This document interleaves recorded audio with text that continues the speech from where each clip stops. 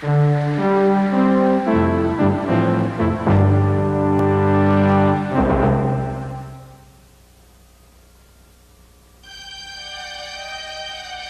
so very long ago, large parts of our globe were still uncharted. The mapmakers of the time covered the gaps in their knowledge as best they could. Over bits of ocean that might contain islands, they drew sea monsters or galleons. And over the heart of what was then called the Dark Continent, they put the best excuse they could for the lack of exploration. Here be dragons.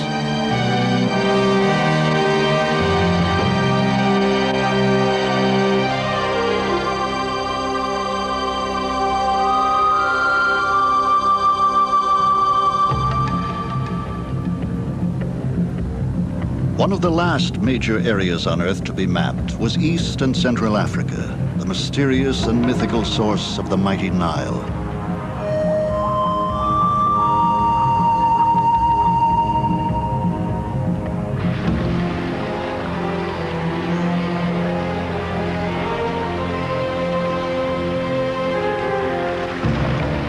The animals here presented no great barrier to exploration, despite the warnings. But the mapmakers had been right about one thing. Here, indeed, there were dragons.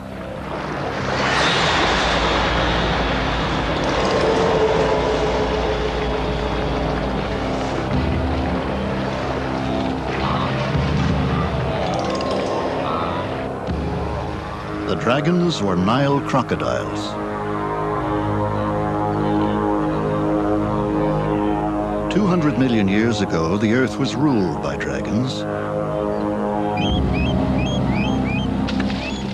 Crocodiles, primitive lizards, and the great dinosaurs were the dominant animal life forms on the planet. What caused the dinosaurs to become extinct is still a matter of conjecture. But what is certain is that the crocodiles survived. In fact, they are enormously successful creatures, found in warm latitudes all the way around the Earth.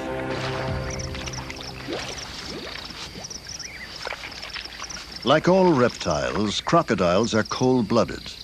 Their blood is not actually cold. Rather, its temperature fluctuates. To regulate it, the crocs rely on external heat sources. They move in and out of the water and bask in the sun. When they get too hot, they head for the shade, or open their mouths for evaporative cooling.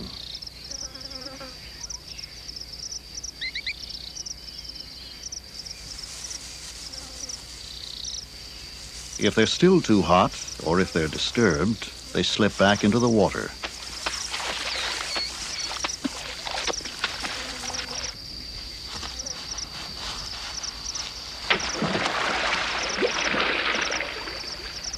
In the water, with its powerful tail and webbed feet, the crocodile is superbly adapted for swimming.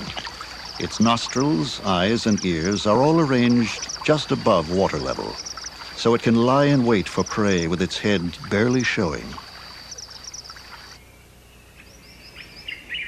Perhaps the most spectacular crocs in Africa live here in a series of pools along a 10-mile stretch of the tiny Grumeti River in Tanzania's Serengeti National Park. They are monsters, one of many distinctions this group enjoys. Like most large reptiles, they can go for long periods without food. But once a year, these crocs are treated to a huge feast. A mere stream most of the time, the Grumeti shrinks to a series of greasy pools in the dry season. But there are dragons here as plentiful and fearful as any in legend.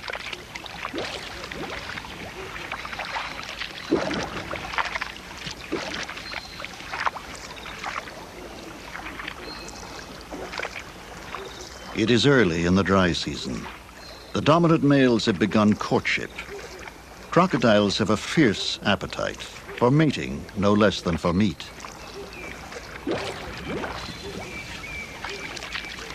In fact, this is a submissive posture by which the female indicates her acceptance of her suitor and lets him know she will not attack if he tries to mate.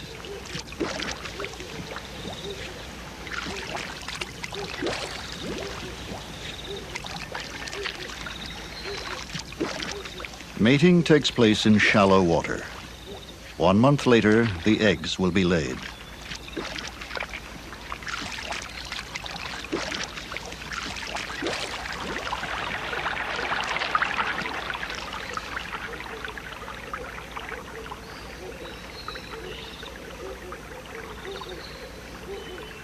As the water level drops, life becomes easier for those smaller predators that share the river with the crocs.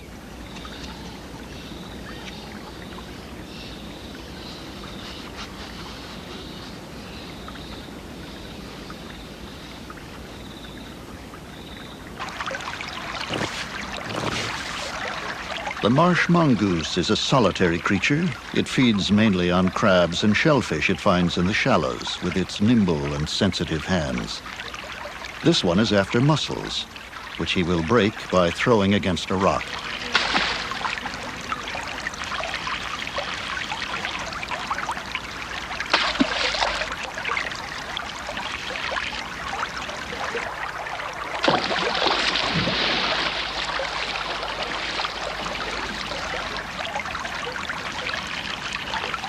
Failing to break it in the shallows, he carries it to a favorite anvil stone.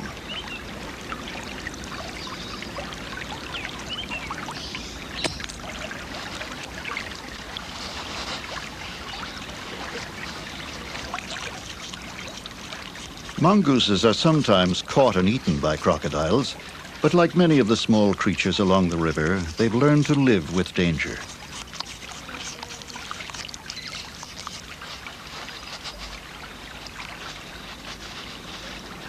A large croc will catch and eat almost anything, from a frog to a 1-ton buffalo.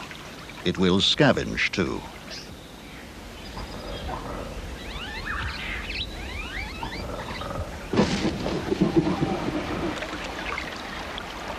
A fish eagle returns to feed on a catfish it caught earlier, but was unable to carry away.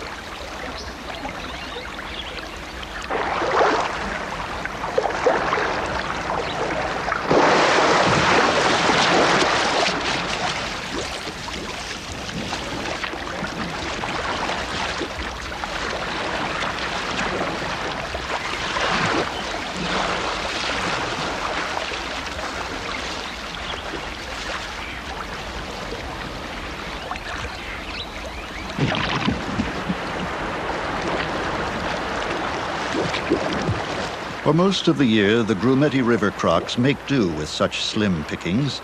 But then, one cold morning in the dry season, something happens that changes their lives and makes this population unique.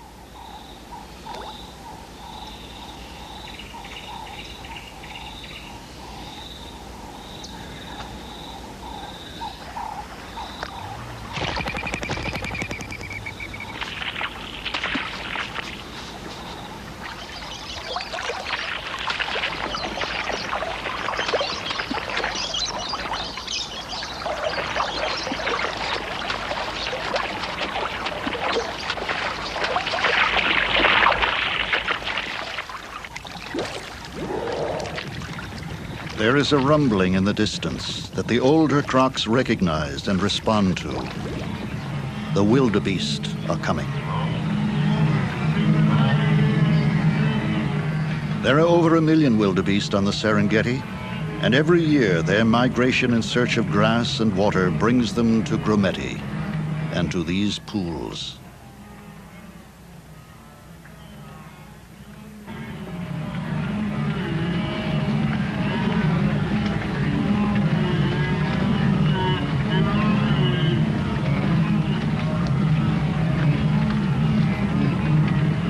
Only a small percentage of the population comes down to the crocodile pools.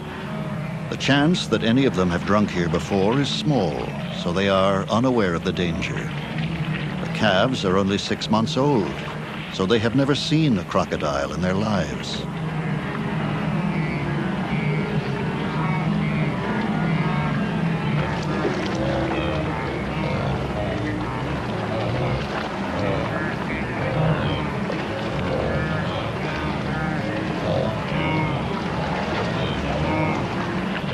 Even when a sandbank forces the croc to expose its back, the wildebeest do not recognize the threat.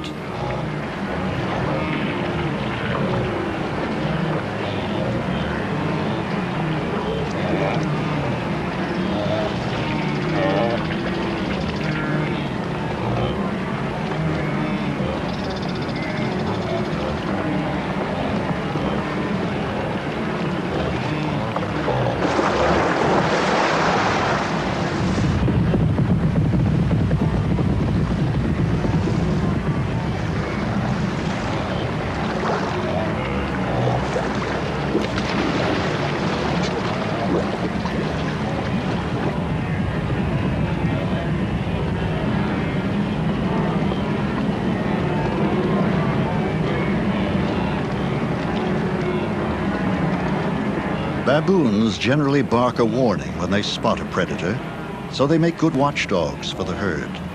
They are frightened of crocs, as their behavior when drinking or crossing the river shows. But they have lived alongside these dragons all their lives, so unless they feel threatened, they remain calm. Their relaxed behavior helps to reassure the herd.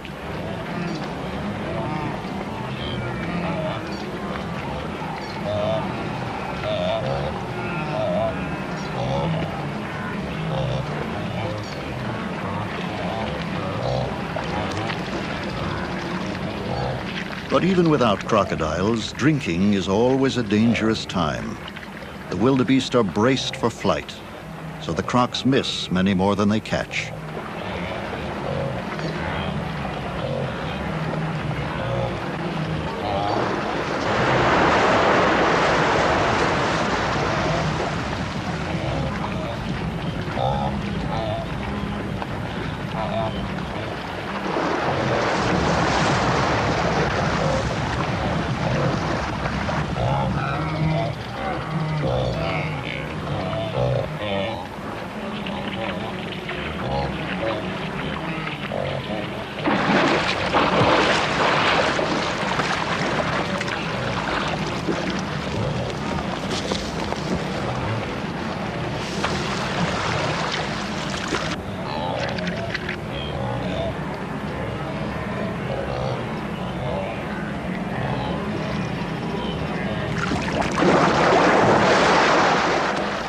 The croc weighs over a ton. The wildebeest, 300 pounds. There can be only one outcome.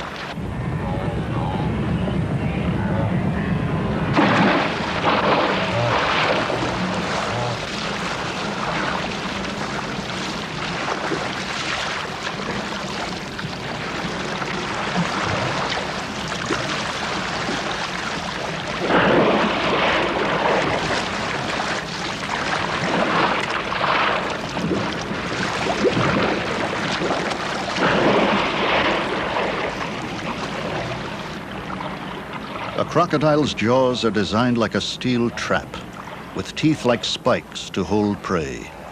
It does not have specialized teeth like other carnivores for cutting meat and shearing bones, or even jaws capable of chewing action.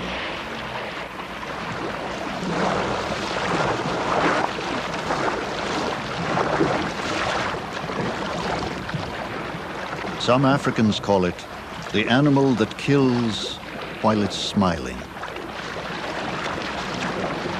With a large carcass, several crocs simply grab hold of the animal and use their huge bulk and strength to twist a piece off. An adult wildebeest comes apart like a rag doll.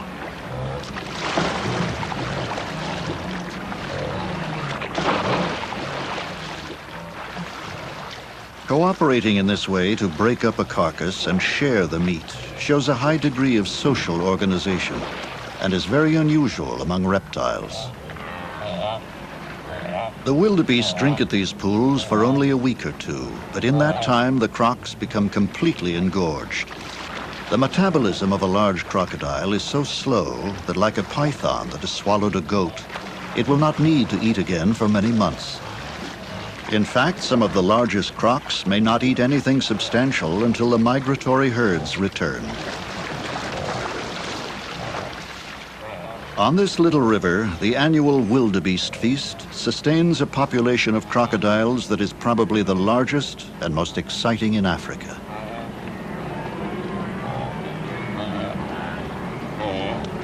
The dry season tightens its grip. The water stops flowing. And marabou storks and pelicans come to harvest the dwindling pools. Soon there will be nothing, even for the birds, and they will move on.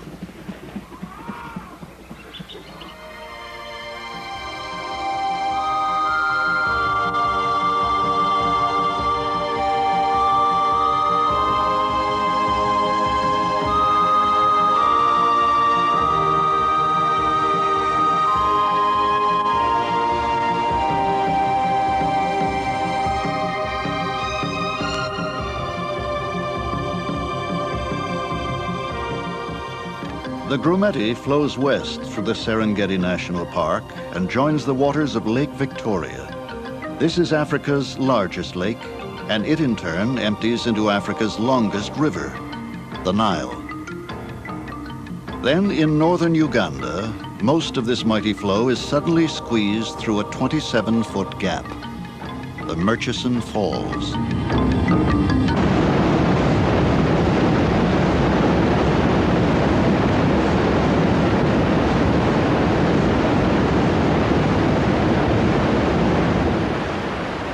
These falls hold no records for height or volume, but for sheer violence, there is nothing quite like them.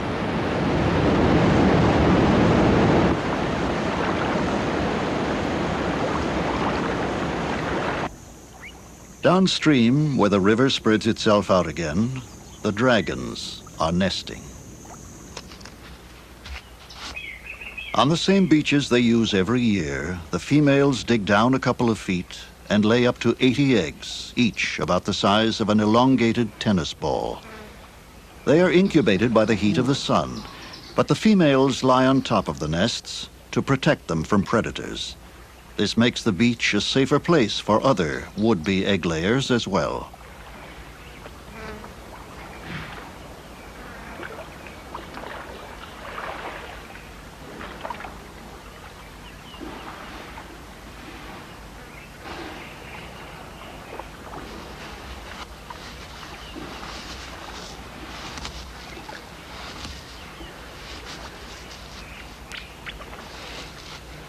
The soft-shelled turtle would like to lay her eggs on the heavily guarded beach. The trick is getting past the guards.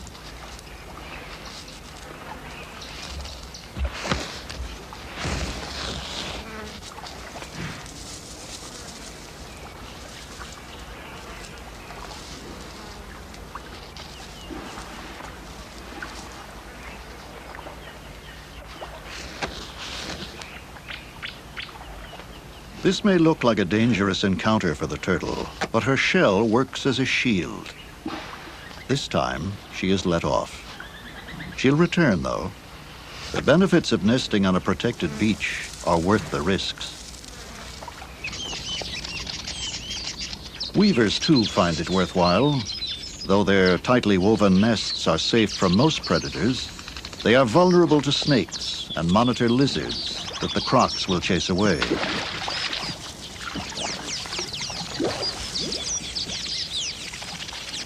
But, like any accommodation with tight security, the rent comes high.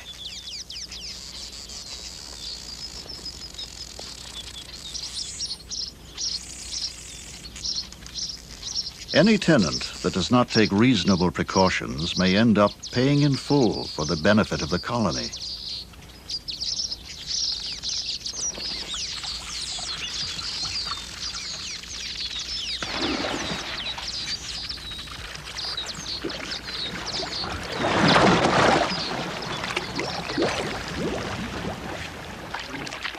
On a per-head basis, it's not a bad deal for such a lethal watchdog.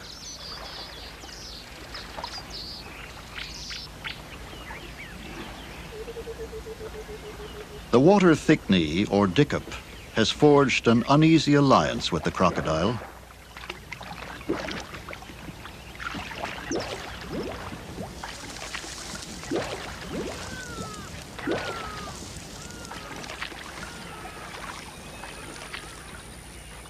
Moving slowly and keeping a low profile, she may lay her eggs within a couple of feet of her scaly sentinel.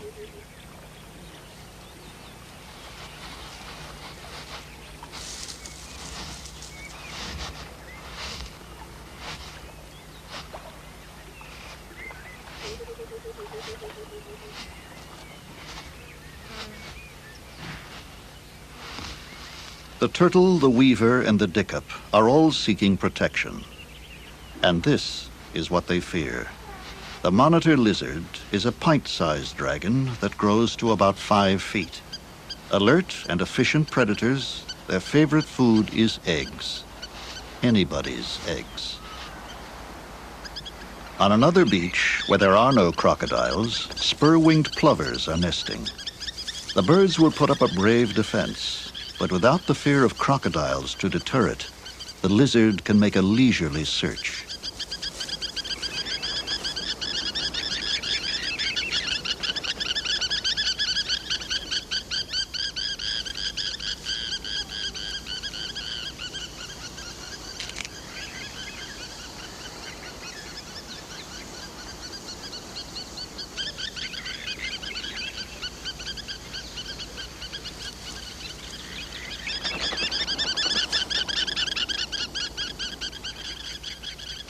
Back on the Crocodile Beach, the dickup creeps past its giant defender. Here, the dangers of nesting in such sinister company are outweighed by the advantages. The main benefit seems to be that any monitor that visits the beach is apprehensive and jumpy. The dickup's aggressive display, though less forceful than the plover's, will be enough to send the already nervous lizard scuttling.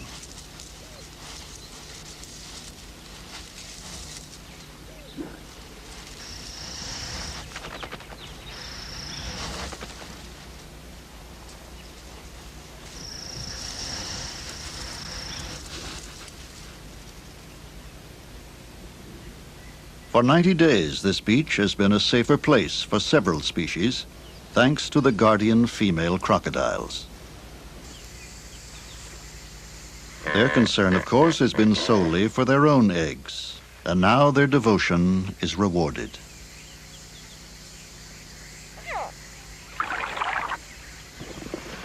Suddenly, one evening, the nest beaches begin to sing.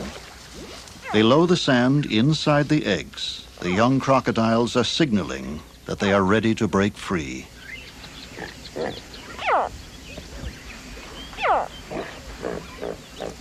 The females now have an exhausting task. They must dig down to open up the nest so the eggs can hatch. So daunting is the challenge that come nightfall, they will have barely made headway.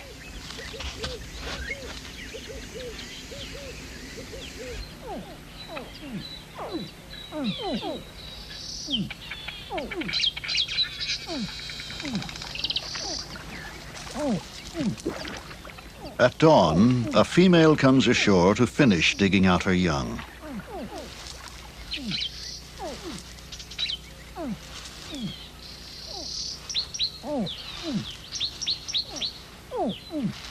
The calling of the hatchlings attracts monitor lizards too, and they become bolder in their raids on the beach.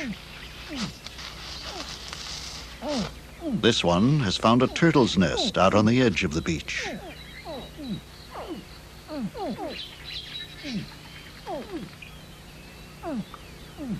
The eggs, each about the size of a billiard ball, seem custom-made for consumption.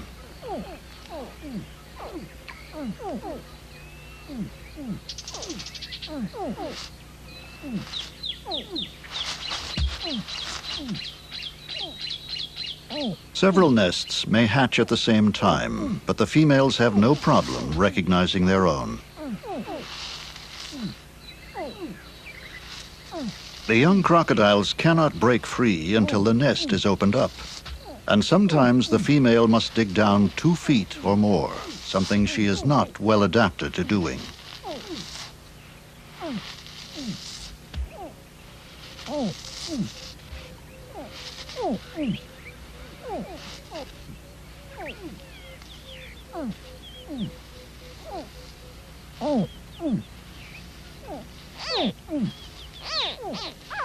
Driven on by the chirruping of her young, she finally exposes the eggs.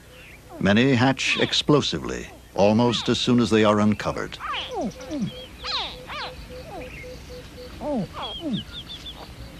The event brings about a complete transformation in the female croc. From a monstrous killing machine, she becomes a caring and infinitely gentle creature. Her priority now is to get her young safely to the water, and the safest place on the beach is inside her fearsome mouth. Its floor drops to form a pouch to carry them.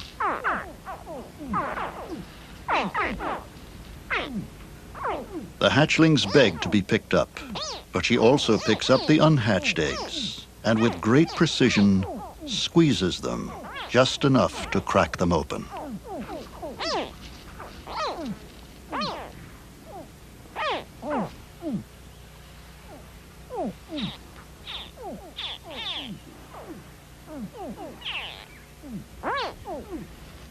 Those teeth can shred a buffalo, and the pressure exerted by that bite can be enormous. But there are also sensors at the base of each tooth. And when she wants to, she can use her jaws as delicately as forceps.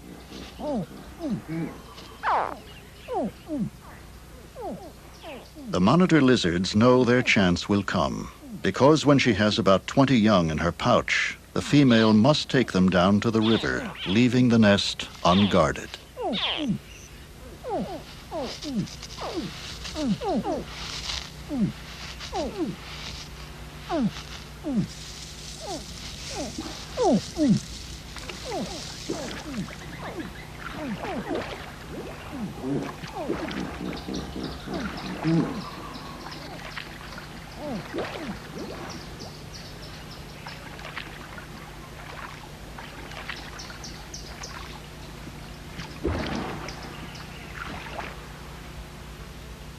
Finding a shallow place out of the current, and with weeds for her young to hide in, she gently shakes her jaws to wash out the eggshells and hatchlings.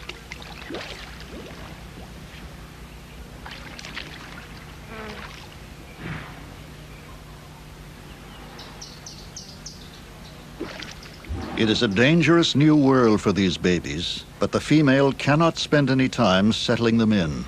For back on the beach, the dangers are even greater. With the female away, the lizards move in to play out one of the oldest continuing dramas on this earth.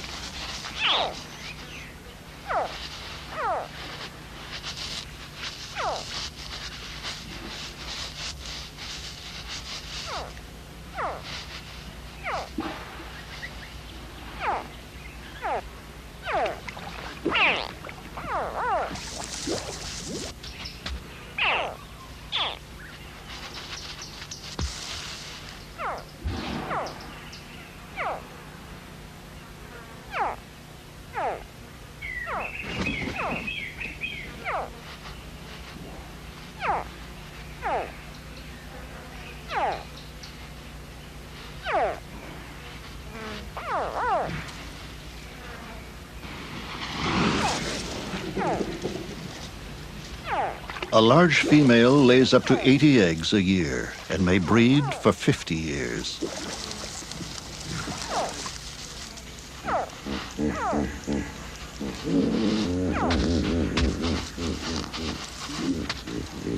In a stable population, only a few of those thousands of eggs need to reach maturity. So every year, the nesting crocodiles provide this great feast for the small creatures that share the river with them. No other predator passes energy down the food chain in this generous fashion.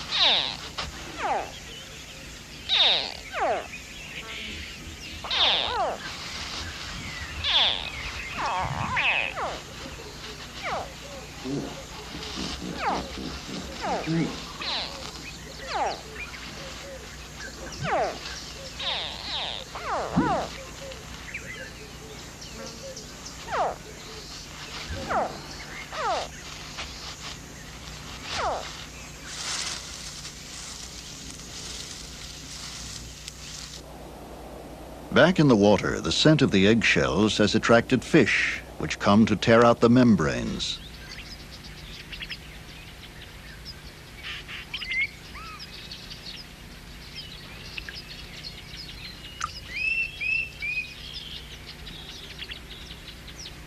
The tiny crocs are in danger here too, and must hide among the reeds. In the open water, there are Nile perch, each weighing up to 100 pounds, as alert and voracious as any monitor lizard.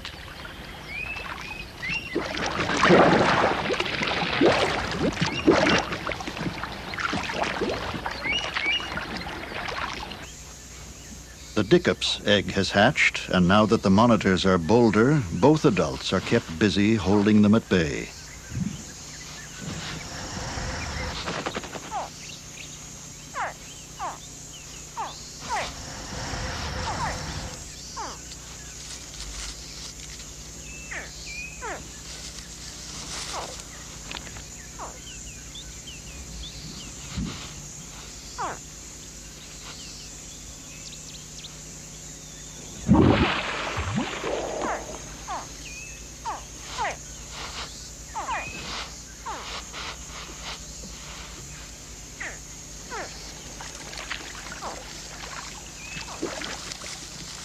This time, when the croc charges ashore, she passes close to the Dickop family. The chick freezes, and the female throws herself into a different display. This is not the aggressive show that frightened off the lizards. This time, she is feigning an injury, flopping helplessly in front of the croc, trying to lure it away from her chick. It works. The croc is fooled and lumbers after her. In the confusion, the croc's attention is switched to a monitor lizard. It goes for him instead. And for the Dickops, the moment of danger has passed. But not yet for the baby crocs. The mother must make 4 or 5 trips to the river with her mouth full of hatchlings. And until she has moved them all to safety, the raiding will continue. Despite all the female's efforts, on many beaches, monitors and other predators wipe out over half the eggs and young. When this tender behavior was first observed, it was thought that the babies were being eaten. Male crocs, especially, were said to devour their offspring. In fact, it is extremely rare for them to prey on their newly hatched young, and the male is usually as protective and gentle with the offspring as the female. But on this beach, that extremely rare and terrible thing is happening. This male is not gently taking the hatchlings into his mouth. This male is a cannibal.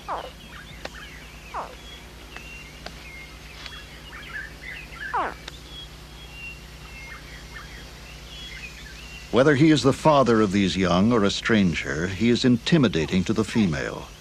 When she tries to return to her nest, he uses his superior size to drive her off. He threatens her, and she adopts a submissive posture.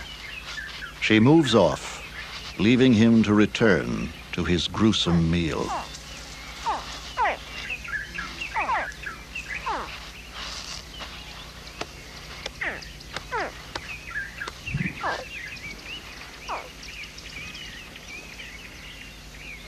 Now is the time, too, for the soft-shelled turtles to hatch. Unlike the crocodiles, these young break out of their eggs on their own and dig their way to the surface unaided. They even scuttle to the water without any protective cover from an adult.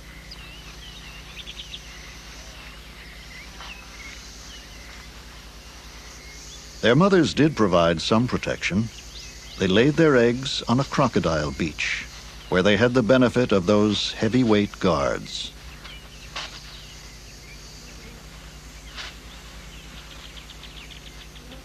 But are the guards to be trusted? Other creatures here have had to pay dearly for protection. Now, is it the hatchlings' turn?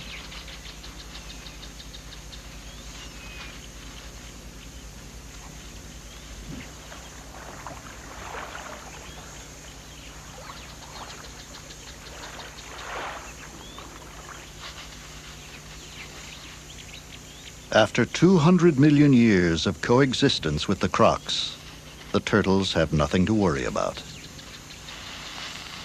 There's an old saying in the army, if it moves, salute it. If it doesn't, paint it. On this beachhead, the command is usually, if it moves, eat it. But while she is nesting, a female rarely eats. So the turtles proceed unharmed. And if something small and helpless happens to cross her path during this tender time, the command seems to be, if it moves, mother it. The female picks up a hatchling and takes it into her gently smiling jaws.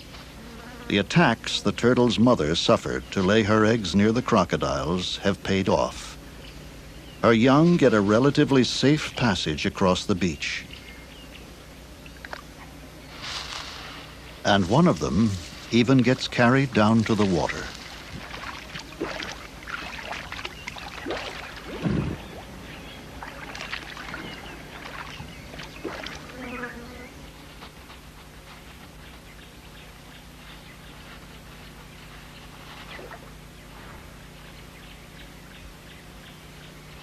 The glut of eggs the crocodiles provide each year is shared by any number of creatures. The marsh mongoose makes a quick visit to grab one, while the female is taking a mouthful of young to the river.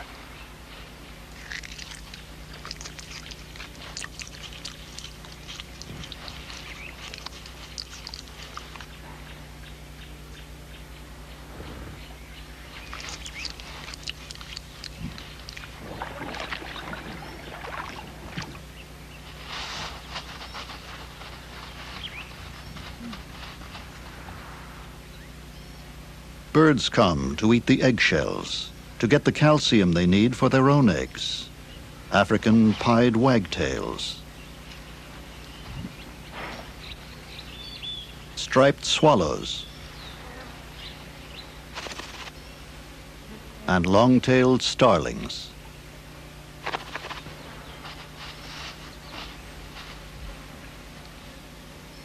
Baboons come as well. And like any humans on a beach picnic, they fret about getting sand on their eggs.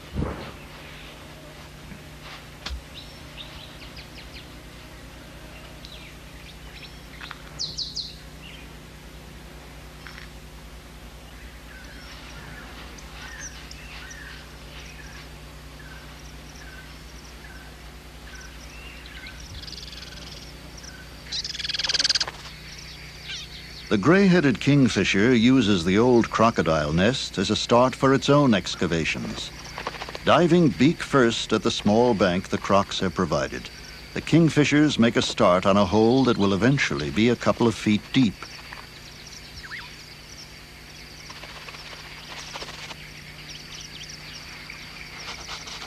And so, long after the crocs have finished nesting, there will still be eggs hatching on these bustling beaches.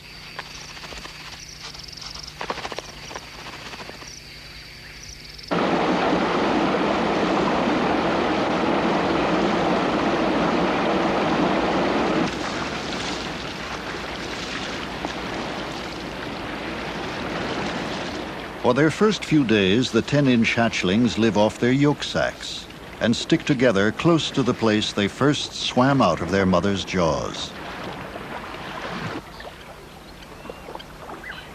The female is still constantly on guard.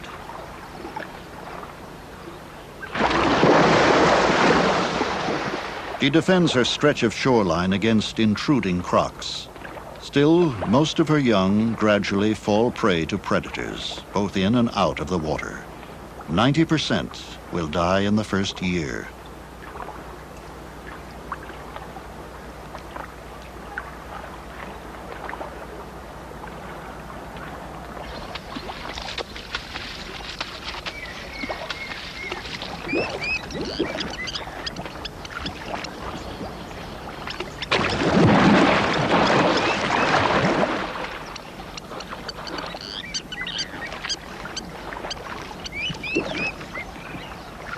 Protecting the offspring is an unrelenting task for the mother, one that she will face for several months all on her own. But if no man is an island, the same cannot be said of a crocodile.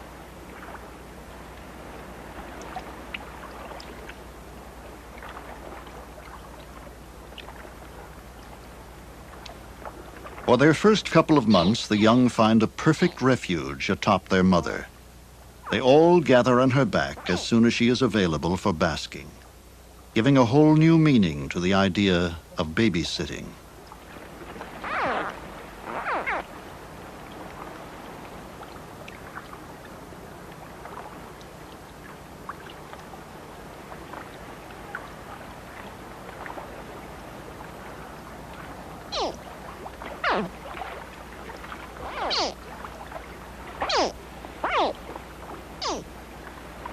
The babies, with their very thin skins, are tormented by tsetse flies, but in a way they owe their existence to these pests.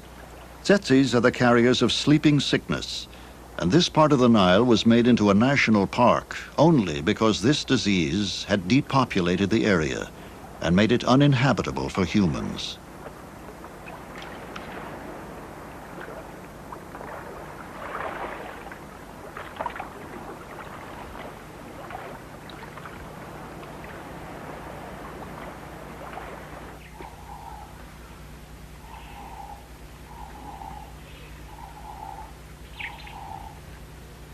Back on the Grumeti River, the year has come full circle. The pools are shrinking, and thousands of small catfish, called squeakers, come to the surface to gulp air.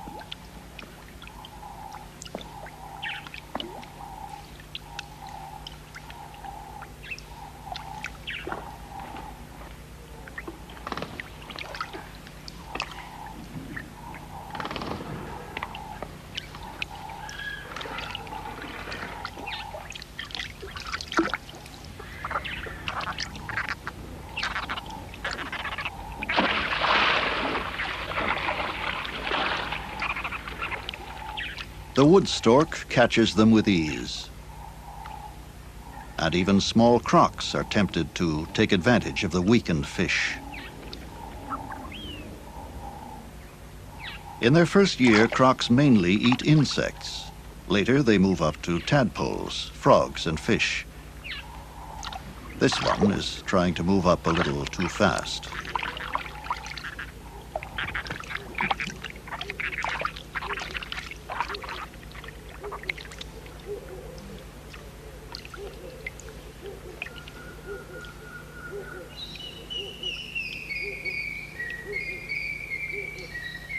A dragon and a dragonfly.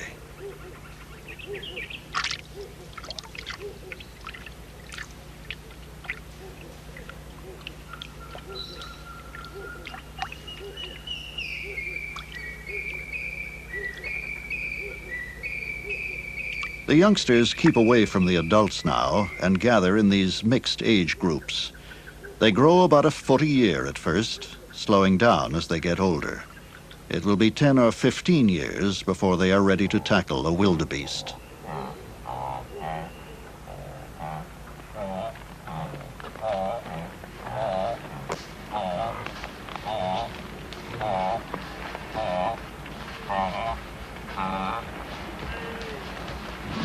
They come down to the pools as they do every year, thirsty innocents, glancing without much interest at the strange shapes floating in the water.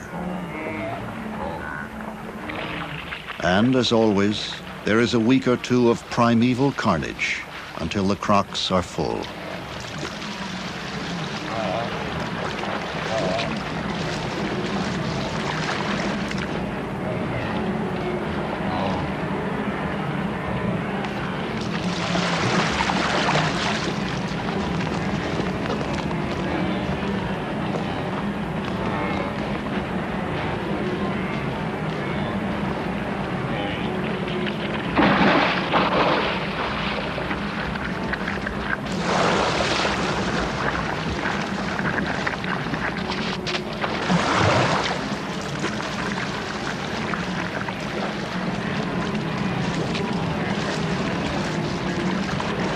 Then there is a strange and spooky truce.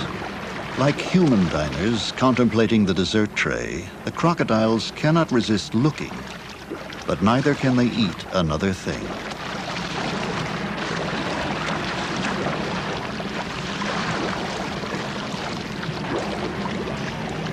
Only if one is accidentally stepped on is there any action.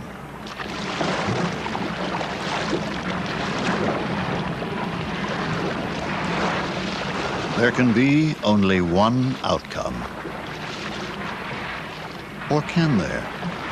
The croc really isn't hungry. And he does, after all, have complete control over those massive jaws. The animal that kills while smiling can, it seems, also laughingly let go.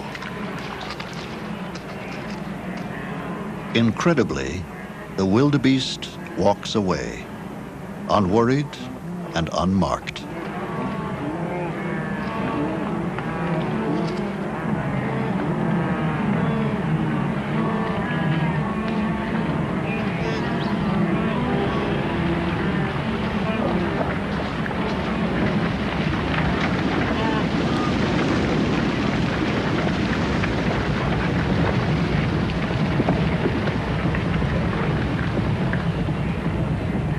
Every year, the great herds that thunder across the Serengeti come to these pools on the Grumeti and sacrifice a few dozen lives so that the rest may drink. For the wildebeest, this rendezvous is a small episode on a long trek. For the crocodiles, it is crucial.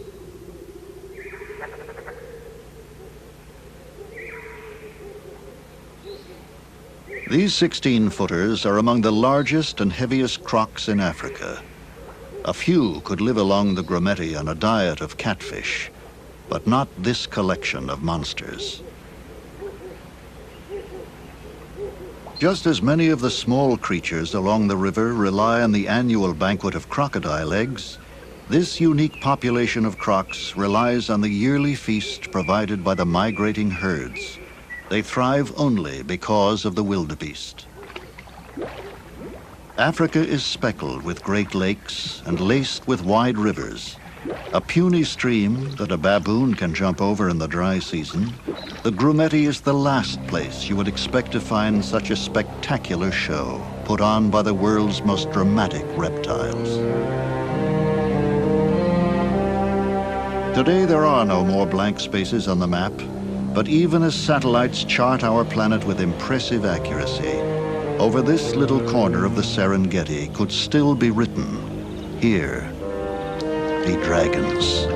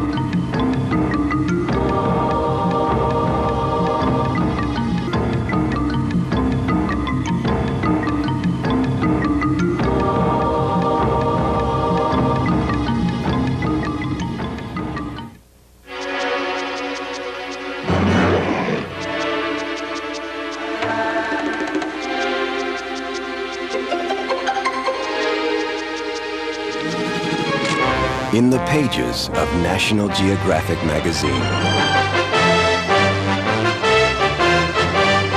For only $24 a year, all the wonders of our world unfold before you in breathtaking photographs and stories.